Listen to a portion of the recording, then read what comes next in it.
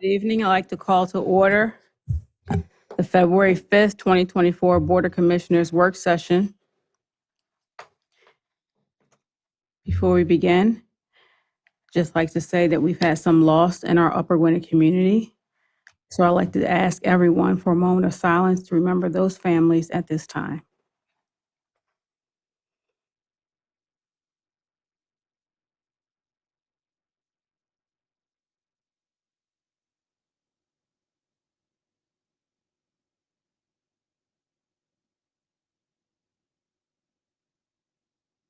Thank you. And now our Pledge of Allegiance will be held, led by Detective Gill. Pledge allegiance to the flag of the United States of America and to the republic for which it stands, one nation, under God, indivisible, with liberty and justice for all.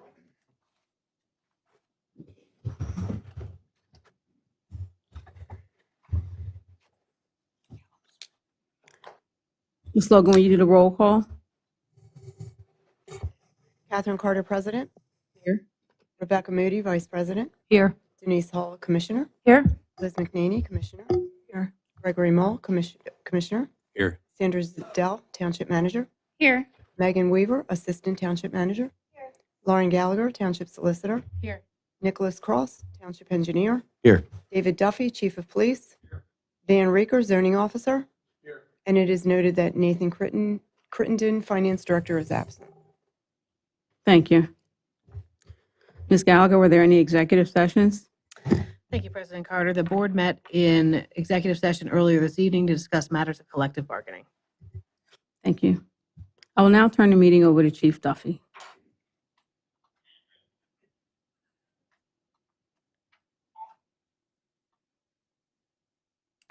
No feedback this time. Hopefully not. Is it on? Yeah. I still have to hold it. There's some. Oh, now you're going to create feedback, man. Put that over there. Thank you, President Carter. We have a couple accommodations tonight to give out, and it's nice to see family members and members of the department coming to be part of this. First, I'd like to call up Detective Jonathan Kelsey. Now you just have to stand here awkwardly while I read this. Just a quick mention. Detective Kelsey's been how many years on the department now? We got about 23. So, and many of those years in detectives, where he does an excellent job. And this is accommodation for how he handled one particular case. But all the other accommodations that I give out for investigations to other officers or to Detective Gill or anyone else, he's most likely touched those cases by providing guidance, insight, his experience that he shares with other officers to make us all succeed. And he doesn't ask for any credit from it. But tonight he's getting credit for one particular arrest of many successful arrests that he did a great job with. Upper Gwynedd Police received several complaints of thefts of catalytic converters from vehicles in 2022 and 2023. These thefts were part of a region-wide pattern of crimes which are often difficult to solve. Detective Jonathan Kelsey was assigned to several of these cases. He shared information and worked with many other law enforcement agencies. As a result of his efforts, Detective Kelsey was able to clear, by arrest, a number of thefts that occurred in Upper Gwynedd Township. His investigations involved numerous search warrants, reviewing hours of surveillance videos, and obtaining and checking detailed cell phone records of suspects. One case involved a suspect who had committed 11 thefts at vault storage, as well as thefts in Plymouth Township and throughout Bucks County. Another suspect committed 2 thefts in our township, as well as Upper Marion and Mount Laurel, New Jersey, and other areas. A third arrest involved a suspect who committed 8 thefts from Volpe Enterprises. These crimes resulted in a loss of over $45,000. However, because of Detective Kelsey's efforts and the arrests made, the victims were more likely to receive compensation for their losses. Therefore, Detective Jonathan Kelsey is formally recognized and commended for his dedication, persistence, and concern for the victims in these investigations, which led to several cases being solved and cleared by arrest. Thanks.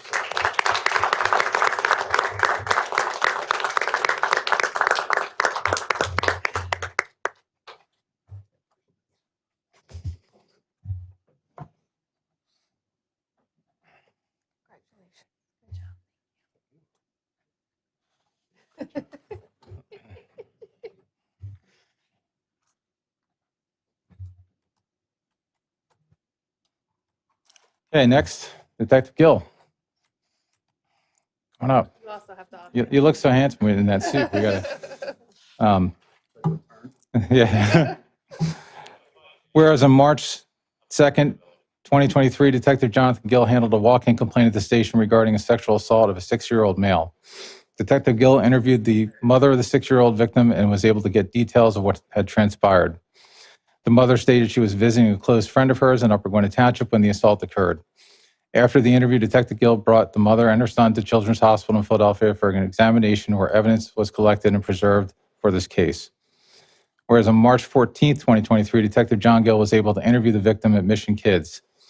During this interview, the victim reaffirmed his allegation of what had transpired. During the course of the investigation, Detective Gill conducted search warrants for DNA evidence and was also able to uncover 3 other juveniles that were victimized by the same suspects. The other incidents occurred outside our jurisdiction. However, Detective Gill worked with Montgomery County District Attorney's Office and was able to consolidate the other incidents. Charges were brought against the suspect and a successful outcome is being processed through the juvenile court system. Therefore, Detective John Gill is recognized for his actions in professionally handling this sensitive and complex investigation and arrest, as well as treating the victims and family with care and compassion, which improved the reputation of the department and our relationship with the community we serve.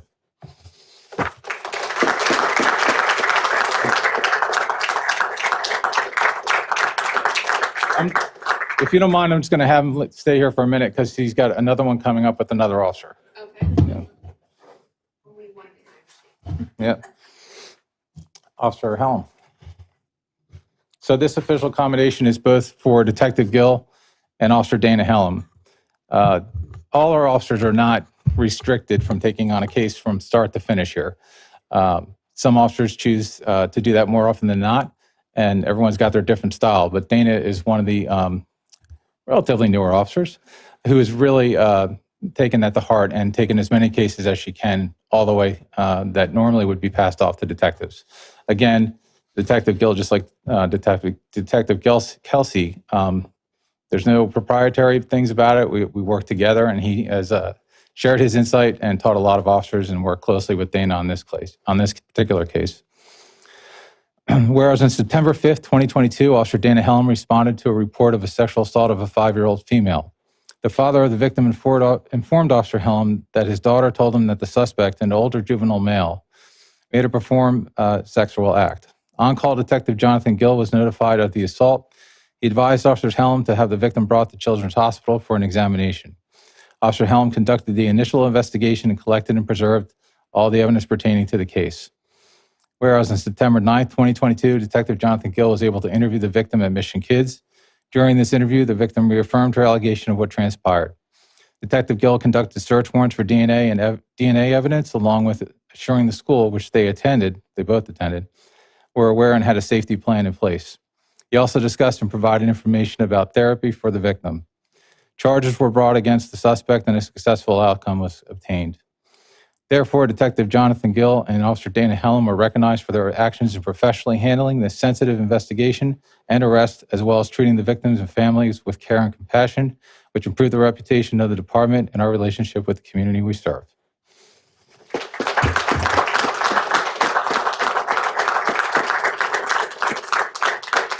Yeah.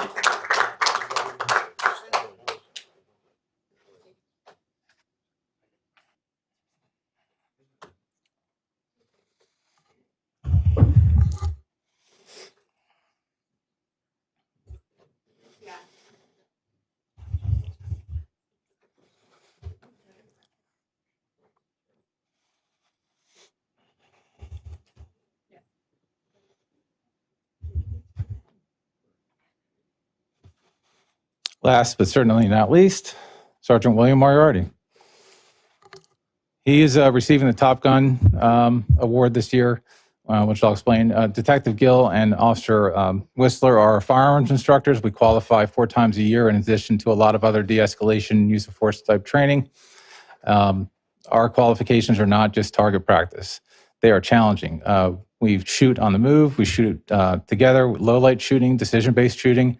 And this year, Sergeant Moriarty got the top score. It's averaged over all the qualifications. So once again, proof he's not just, good looking and charming.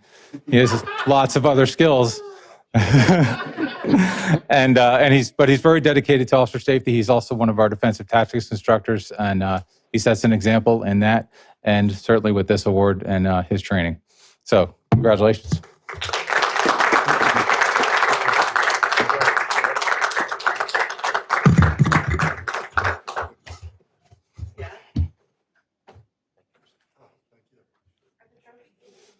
No.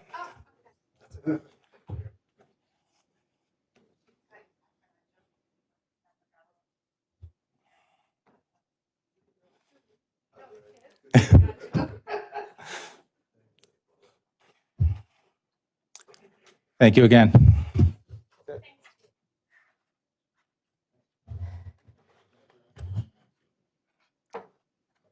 Now we're up to agenda item number 6. At next week's meeting, we'll also celebrate the following members of our police staff: Officer Montana, Sergeant Brickman, and Officer Dana Hallam again. Number 7, public comments. Oh, you can just ask if anyone has a comment, but I don't think so.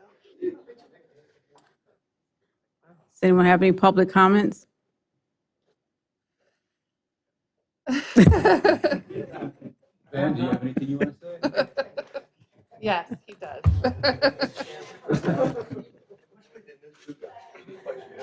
I know.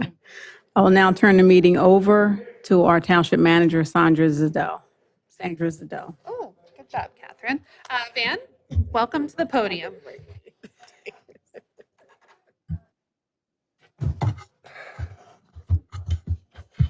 Thank you, Ms. Manager. Good evening, everyone. So, CHPs, as you know, we set, I think, a municipal record of 27 last year. We had a lot of activity. Slowing down, but we have a few that are left over, one new one, which we'll get to. So 825 Morris, which is a 4-lot subdivision. You've seen that before. It was approved by you. We at staff are waiting for some details, including the applicants need to provide some documentation relative to a conservation easement that it was prepared by the solicitor's office, the usual LDA land development agreement, and so that will be probably in the permit phase after the plan is recorded, maybe in 2 or so months. That's the four new lots on Morris Road. Merck Building 41, Nick talked about that last time, but that basically was approved. The permits are about to be issued. It'll be inspected by the engineering department thereafter. 203 Church Road. This was approved. They needed some relief relative to a special exception that was granted. A plan was filed. We have reviewed it at staff. It will wend its way through the land development process. However, we are advised that the plan may be withdrawn and a new plan issued in its stead. It's the old Triumph building on Church Road. It's basically basic. And for those of you that drive over there, you'll see a lot of dirt and excavation on the site for about 2 months now. It's a remediation project that's ongoing on that site. That's the property that will be either the subject of the warehouse plan or perhaps a new plan. We'll have to wait and see on that one. Zoning text amendment, Rebecca will have that under item 17. You've heard us discuss it briefly. It's a kind of an idea from staff. Solicitor's office, Lauren has looked at it. We've crafted it into an ordinance. It's been reviewed by the Planning Commission and the County Planning Commission. Its purpose is very simple. It's to provide a definition for a convenience store, and so that we're able to regulate that use better relative to parking, setbacks, and size. We needed to define something before we could regulate it. It's not a new use. It's simply a redefined use. It's always been permitted in the C commercial district. We felt that the housekeeping text update was necessary in order to better define some of the issues that come to the fore relative to a convenience store and the sale of gas and fuel, which is still a special exception. and that goes to the zoning hearing board, as you know, and they then look at that has not changed. That will continue to be the process moving forward. So that'll be on your agenda. I guess you'll be setting a date for that, so it's not really going to be heard for a while. But if you have questions about what it is or why we're doing it, I'll be happy to take those now. Okay. And then finally, 500 Shearer Street, which is the one new ZHB application. By the way, the zoning hearing board has the month off because we have no new applications for February. So I don't know how that happened. I think we'll be busy in March, though. 500 Shearer Street was an undersized, non-conforming lot, required multiple dimensional variances to permit a single-family dwelling. So the use is what is authorized under the R2 district. It precedes zoning. So basically the issue is that while it's undersized, the lot is undersized. It falls to the zoning hearing board to evaluate whether or not that lot could be properly used if the variances are not granted. The variances are not granted, you basically have decommissioned the lot. You basically said it has no purpose. It could not be used as zoned.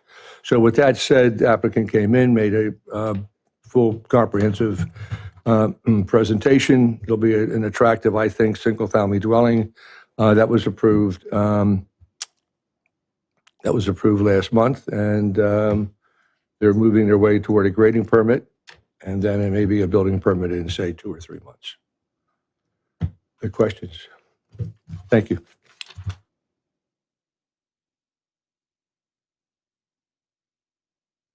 Thanks, Van. I forgot for a second that it was a work session meeting. Nick, would you like to give your report? I would love to. So just a public service announcement about snow and icing conditions. I thought it was prevalent, even though we got it a couple weeks ago. You never know, we might get some more this month. Sorry, Willard. So when dealing with snow and ice on driveways and sidewalk, it's recommended that residents shovel early and often. That way it doesn't get compacted down. Everybody knows it gets much tougher after that. And when using rock salt, it's recommended that you do not overuse the salt. So the standard recommendation for most rock salts is just a handful per square yard. Overusing can have negative effects on your sidewalk and your driveways. By oversalting, the salt remnants can get inside the cracks, and then as they thaw and dethaw, that's how, cracks enlarge, and that's where potholes typically come from on the roadways. So try not to oversalt your driveways. That's the main point. And that's all I had. Thank you. Commissioners, items 10, 11, and 12, staff departmental reports, meeting minutes from January 2nd and 8th. I'm recommending that they all be put on the consent agenda for next week. Also, the item number 13 could as well, Lauren, maybe I should check. Could item 13 go on the consent agenda, volunteer appointments? Yes, it can. Okay, so I would also put that on the consent agenda, which means we will do all these motions together as one. It's sort of the motions that are more record-keeping in nature. Sandra, I'm actually going to correct myself on one item, the zoning hearing board Yes, appointment. that'll have its own resolution. Thank you. Yeah, we'll probably separate that one out and keep it. Thanks, Lauren. I'm going to pass it back to President Carter for item 14. Yes, number 14. Do we have a motion to approve the proclamation for Black History Month? Motion. We have a motion. Do we have a second? Second. We have a motion and a second. Do we have any board comments? Do we have any public comments? All in favor, say aye. Aye. All opposed. Motion passes unanimously. I want to read the proclamation. Thank you, Deanna, for getting the proclamation together. Whereas in 1926, the historian Carter G. Woodson established a week in February to celebrate Black history, which in 1976 was expanded and changed to Black History Month and was officially recognized by President Gerald Ford and every president thereafter. And whereas each February we pause to reflect on the contributions of the African American community to our national and local identity. And Black History Month gives us an opportunity to learn more about this important part of our nation's history. And whereas during Black History Month, we celebrate the many achievements and contributions made by African Americans to our economic, cultural, spiritual, and political development. And whereas the 2024 theme for Black History Month is African Americans and the Arts in the fields of visual and performing arts, literature, fashion, folklore, language, film, music, architecture, culinary, and other forms of cultural expressions. The African American influence has been paramount. And whereas the observance of Black History Month calls our attention to the continued need to battle racism and build a society that lives up to its democratic ideals. And whereas Upper Gwynedd Township continues to work toward becoming an inclusive community in which all citizens, past, present, and future, are respected and recognized for their contributions and potential contributions to our community, the country, the state, our country, and the world. And now therefore be it proclaimed that the Board of Commissioners do hereby designate the month of February to be set aside as Black History Month in Upper Gwynedd Township, proclaimed this 5th day of February 2024. Thank you. Thank you. Thanks, President Carter. Item 15 is for payment number 2 to Shipsy Electric for our building facilities upgrade project. This payment has been approved by our architect and is in line with our contract. And the same thing applies to payment number 3 from SB Conrad. As you can see, if you visited the other side of the building, it looks very different than it did before the renovations. And we're moving along quite nicely. So do any commissioners have any questions about these 2 items? I like the paint color. You like the paint colors? Thank you so much. You're either loved or hated when you select paint colors. So, okay. Moving on to Commissioner Moody's section. As Van spoke about earlier, we will, actually, I forgot I was turning this section over to Megan. Megan, take it away. So yes, as Van had mentioned in his report, this would be for the authorization to advertise the ordinance, the zoning ordinance text amendment. It would be updating to have a more modern definition of convenience store, as Van had explained. And it has been reviewed by the Planning Commission as well as the county, and it's now in a draft form that has been prepared by Lauren's office. So that would go on for the authorization to advertise for a hearing to be scheduled for March 12th. Does anybody have any questions on that one? And then the next one would be the approval of the final. Megan? What do you mean hearing schedule? With the zoning hearing board? No, it would be a hearing before the board, an ordinance hearing. What's that? It's just a public hearing where the board can take any public comment related to the proposed ordinance and ask staff any questions related to it. This is the ordinance that would just update the definitions and some of the provisions for commercial zoning. Whenever we do an update to an ordinance, it's a public hearing. Separate from the regular So board it's meeting? inside the meeting. Yeah.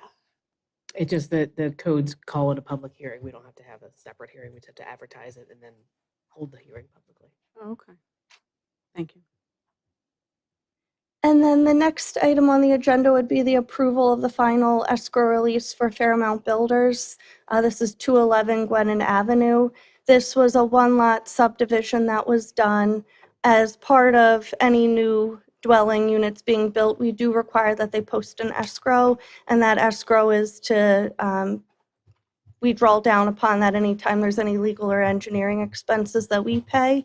This project has since been completed, reviewed by Nick's office, and all of the legal and engineering, there are no more bills. So we are recommending that we return the money that they had posted for the original escrow that's not going to be used. So that amount would be $1,635.87. For the next one, it's also an escrow release, but a little bit different. It's for the final maintenance surety for the J subdivision project. And that one was a subdivision project that was a 4-lot subdivision. The addresses were 1030 to 1042 Dickerson Road, and that was completed last June. Everything was done to the satisfaction of the township engineer. It then entered into a maintenance period for the public improvements that were done, which they dedicated to the township, the public right-of-way of Dickerson Road. So after that maintenance period is complete and everything looks okay, Nick's office did go out there and perform inspections. we're now recommending the release of that maintenance surety that they had posted for that public improvement. And it would also end their maintenance period as well. Does anybody have any questions on that one? I have a question on the maintenance periods in general. They seem like very small amounts. 18 months, right? Yeah, the dollar value. Oh, the dollar amount, sorry. Like $1,600 if something was to go wrong. That doesn't seem like an awful lot of money to fix anything. Where do you come up with those numbers? So the $1,600 one, that one was for, like, they post a legal and engineering escrow. So it usually is a larger amount, like $10,000. And as we pay bills to like our engineer or solicitor, we draw down from that amount. We take from that 10,000. So then the amount remaining in that escrow account is only 1,000. Oh, okay. But for the next one, what you're saying is actually what it would cost the township if we were to have to do any work within that public right-of-way. So generally, Nick might be able to speak to this better, but if it's larger public improvements that they're dedicating to the township, those amounts would be greater. Like if they were dedicating sidewalks or stormwater infrastructure, roads, it would be a far greater amount. So I'll just add on to that the amount we can charge for maintenance security is actually set by statute, and it's a percentage of the performance security, which is set by the cost estimates for the improvements themselves.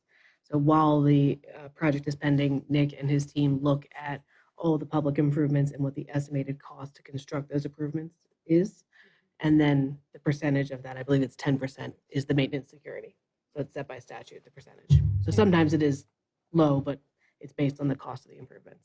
And then from that, you're drawing down as needed. And at some point when the project comes to conclusion, like it appears to have for 18 and 19 here, those are the final releases of whatever's residual in that particular escrow account for that project. That's correct. The only difference is when we have a legal and engineering escrow versus a maintenance escrow, like the final maintenance surety, we don't draw down on that at all unless we had to do some sort of repair. But the legal and engineering one, that is one that we would draw down on. They're a little bit different, the two of them. Okay. Thank you. Thank you, Megan. Just to prepare you, can you be ready for the WQIP? I forgot to talk about that one sure. earlier. So now you're on the spot ready, but you have like 5 minutes. So, okay. I'd like to pass it over to Commissioner Moody now. Thank you. I'd like to make a motion to approve the related party agreement for 711 Stoller Avenue. So moved. Oh, she moved. Oh, I'm sorry. I'll second. We have a motion, we have a second. Do we have any board comments? So just to translate this motion, a related party is what we call a in-law suite in Upper Gwynedd Township. So whenever someone is approved a single-family dwelling unit that's also getting an in-law suite, we do these related party agreements to make sure everything is agreed upon by all parties. Do we have any public comments? All in favor, say aye. Aye. All opposed? Motion passes unanimously. Okay, and similar to the last one, I'd like to make a motion to approve the related party agreement for 1402 and 1404 Sandy's Lane. We have a motion. Do we have a second? Second.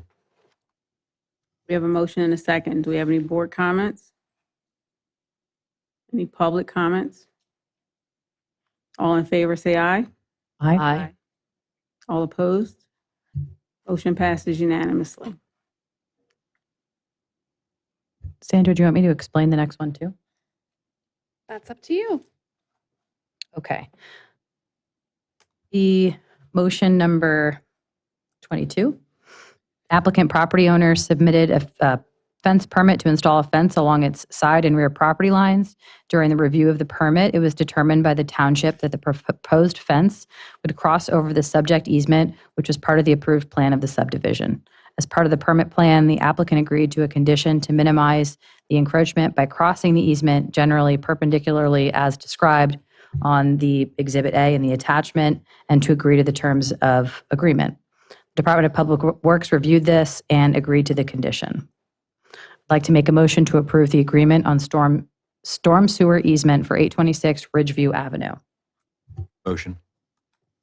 We have a That's motion. second, Greg. Second. We have a second. We have a motion and a second. Do we have any board comments? Do we have any public comments? All in favor, say aye. Aye. All opposed, motion passes unanimously. Thank you. Okay, moving on to public safety, Commissioner Hull's section. The first item, Chief, I'd like to ask you, I have a couple questions that about this. So looking to replace a vehicle, just wanted to make sure your memo was dated February 21st, 2023. So I think that might have just been a cut and paste error. Yeah, okay. I just wanted to make sure. It's okay. But this is a 1-car year or a 2-car year? Got it.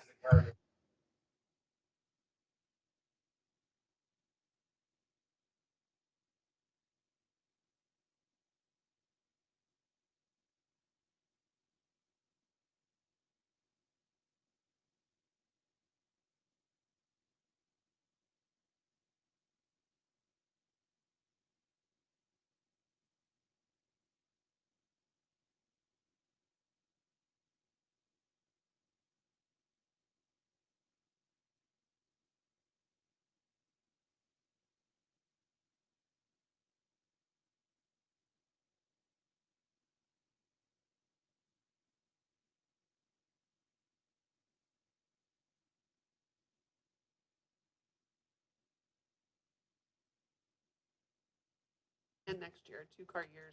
But really, last year was a 0-car year. Got it. So far, that rotation works well for us. And as usual, cars that are retired from first response vehicles help get the department. So just to clarify, we are approving one vehicle this month and we are approving another one next month, will be the 2 for 2024.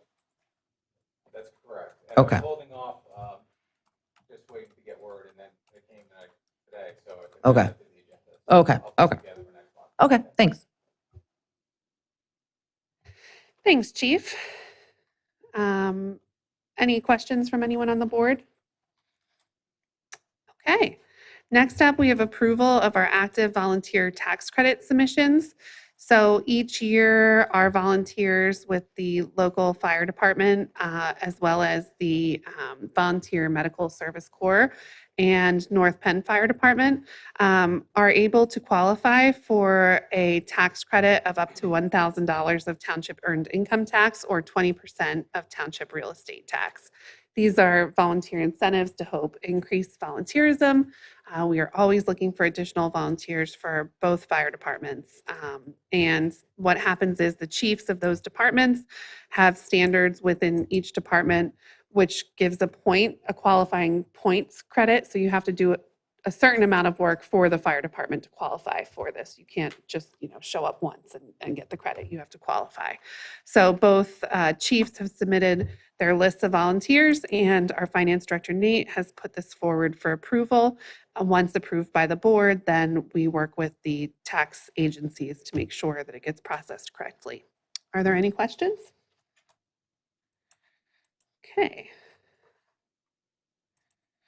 Let's see. Lost my spot. There we go. Okay. Number 25 is approval for a proposal from Barry Isett and Associates for a contracted employee for our fire inspection program. So we currently have 2 employees in our fire marshal's office. We have Connor, who's the director of the department, our fire marshal slash EMC, as well as Jeff Tomzak, who is on a leave right now from our deputy fire marshal position. So while Jeff is out, we don't want to replace the position with a permanent replacement. We're hoping that Jeff will be able to come back. And so we are looking to bring in a third-party vendor to provide those inspections. So as you can see in the memo that Connor shared with you, he's been very careful with his budget, trying not to exceed his budget for the employee, who we currently aren't paying as he's on leave, and looking to get these robust fire inspections started. So Connor did solicit quotes for this work from 2 companies and decided that Barry Isett would best meet our needs. It's a professional service, so we're not required to publicly bid it. And if anyone has any questions, I'm here to answer them. Okay, great. Moving on to Commissioner Mull's section, we have an approval of a purchase of a 2024 side shift backhoe. I don't know what a side shift backhoe is, but it sounds like a cool kind of backhoe. Definitely do need it.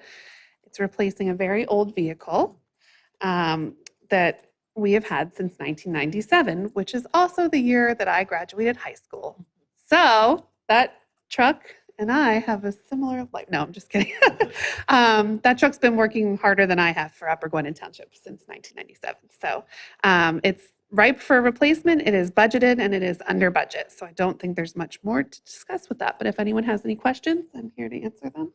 Yes, Sandra. What's when we purchased that vehicle in 97 and we're going to be replacing it now, what's the useful life of a piece of equipment like that? I'm curious, what did we get the Our life money's out worth? of it? Yes. I think the life of any construction vehicle that like these larger pieces of equipment is 15 to 20 years. So yes, we get a lot out of our vehicles. Our staff in the Public Works Department, especially our mechanic Roger, work really hard to maintain the equipment and keep it alive as long as humanly possible. So that is why we didn't have to replace it, in 2007. No, that would only be 10 years, 17. We got a few extra years out of it. Any other questions? Okay. We also, once we buy things, we also sell them, and we do those through a bidding process called Municibid. So Municibid is an online, it's similar to eBay, but for municipal stuff. So people sell fire trucks, equipment. We sold our phone system for like $11 and no one ever claimed it, but it is a great way for us to try to repurpose older equipment and hopefully someone else can use it. So we are looking to sell our 2000 Ford truck that has 194,000 miles on it. So I think that speaks to your question, Commissioner Mull, from before as well. That's in our Park and Rec department, and we will go through the public bidding process by advertising the sale and then placing it on Municibid if approved by the board next week. Any questions? Okay. We're going to also be looking for approval from the board of the equipment for stormwater projects for this year. We do this every year. We do an equipment rental and labor bid for our larger stormwater projects. These are not always planned. These are actually, this specific bid is generally for unplanned work, but we know every year, I don't think there's been a year, we will always use it. I don't think there's been a year that we haven't had sinkholes or additional projects that we have for this group to work on. So we are looking to go out to bid. We do it every year around this time. Any questions on that item? Last but not least, in Commissioner Mull's section is the 2024 golf outing contract with Commonwealth National Golf Club for our golf outing to be held a little early on April 15th. We usually have our golf outing at the beautiful Cedarbrook Country Club, which we really enjoy going to. But unfortunately, right now, they're redoing their front nine. They redid their back nine, and it was great. They made great progress, but we will not be able to golf there this year. So the Park and Rec Department has done a lot of research on this and came up with Commonwealth as a replacement club for the golf outing. It will cost a little more, but it's definitely a golf club that people look forward to golfing at, and I think we'll have a successful event as long as we get some good April weather. Any questions? Okay. Moving on to wastewater, Megan, this item number 30, I'm going to turn over to you because you are the guru of the WQIP. So the next item is the approval of a resolution endorsing the WQIP Management Committee recommendation to form a municipal consortium. The WQIP stands for Water Quality Improvement Plan, and this is a group of 13 municipalities and 4 wastewater treatment plants. And we have been working together since, I want to say around 2016, I think is when it began. But it's proposing an alternative TMDL plan, and that the DEP and the EPA are currently reviewing those, and we're very close to getting a final version. There's been some revisions. But the next step, we currently have an intergovernmental agreement. This would be after it's approved by the DEP and the EPA, we would need a mechanism for going forward.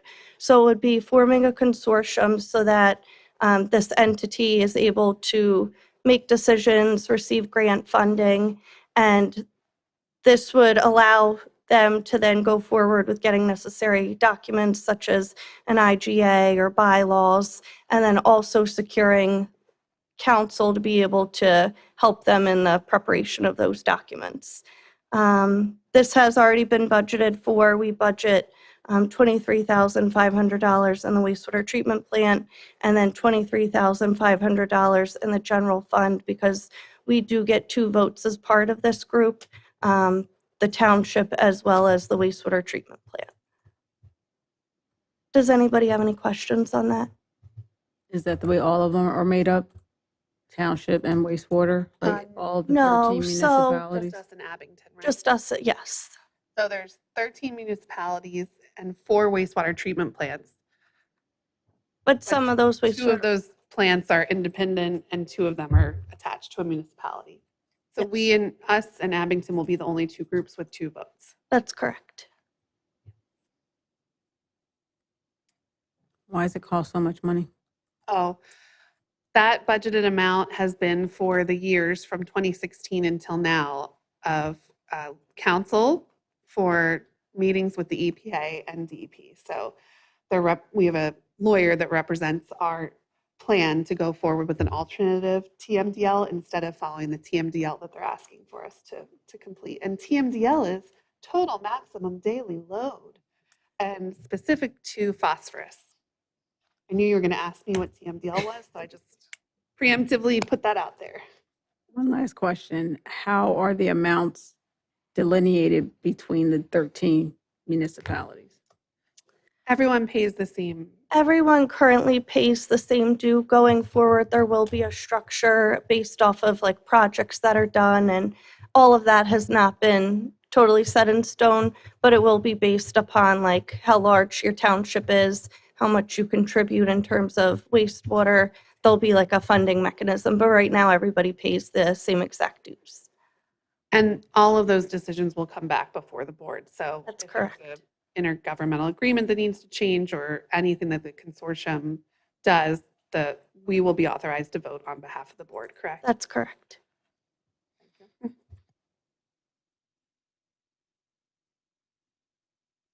Thanks, Megan. Oh, sure. Oh, I'm sorry, Mark. Yes, of course. Come up to the podium.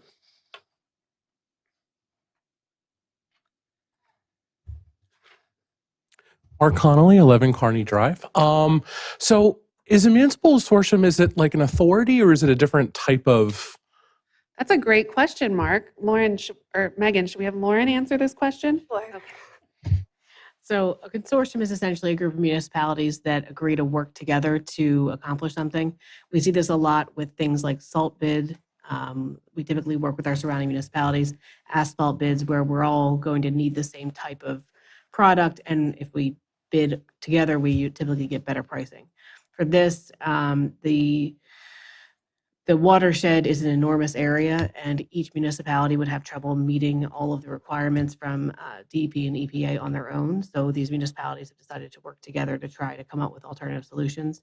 There's also separate groups of municipalities that have worked together elsewhere, but it's essentially an agreement to work together.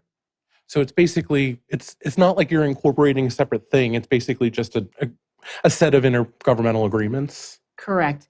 There was conversations about doing some sort of separate incorporation, and that was the management committee decided to recommend for the consortium, which is, again, it's more of a series of intergovernmental agreements. It's one agreement that everyone will sign on to. Okay, great, thank you. I feel like the consortium gives us still a little more control lays with the municipalities versus if we had gone with a authority where you appoint board members to an authority and they make a decision. In this case, we as staff will be authorized by the board to make decisions. Correct. Great discussion on the WQIP. So thank you, everyone. Item 31 on the agenda under wastewater is to approve the budgeted scum troughs. Wow, scum troughs. I think they were in my budget presentation with some nice pictures showing how worn they are. So this project is a Co-Stars project, which is great. That means it's already fulfilled its public bidding requirements through the Co-Stars program. And it looks like PAC 2 has been selected as the contractor, and we'll be looking for approval of that at the next meeting. Does anyone have any questions? Okay. I'm very excited about the next two items because they go together so well. So in item 32, I'm asking for authorization from the board to sign and manage the CFA Small Water and Sewer Grant that the township recently received in the amount of $421,000, $421,231. I don't know why I can't say numbers tonight. Probably because I'm just excitedly trying to report that the next item, the Co-Stars vendor work through Mr. Rehab, in the amount of $371,000 and some change, is the work that we'll be doing with that grant that we will be receiving. So we had planned to do this work anyway. It's part of our required and very important attention to I&I remediation throughout our wastewater system. And now we have a grant to help us with that, which is really good. That just means that we'll be able to do another $421,000 of this work next year, because there might be an endless amount of I&I work. I don't know that will ever be done. So does anyone have any questions about either of those two action items for next week? Okay. Other business next week will include the open and paid invoices reports, and I will pass it back over to Commissioner or President Carter. I have, we got a question before we leave from a resident emailed us. And he said, evening, quick question. Does the volunteer fire company still have the LOSP program? Do we know that? If that's something, LOSP stands for? I don't know. It just says LOSP program. We'll have to get back to him. So we can look into that and then get back. Yeah. You got it too, Sandra. You're Yep, on I it. see it now. Megan, Thanks. you're on it. All right. So to the gentleman that asked the question, we will get back to you. Sorry, I don't know what that stands for off the top of my head. No. Thank you. Off an adjournment. Adjourned.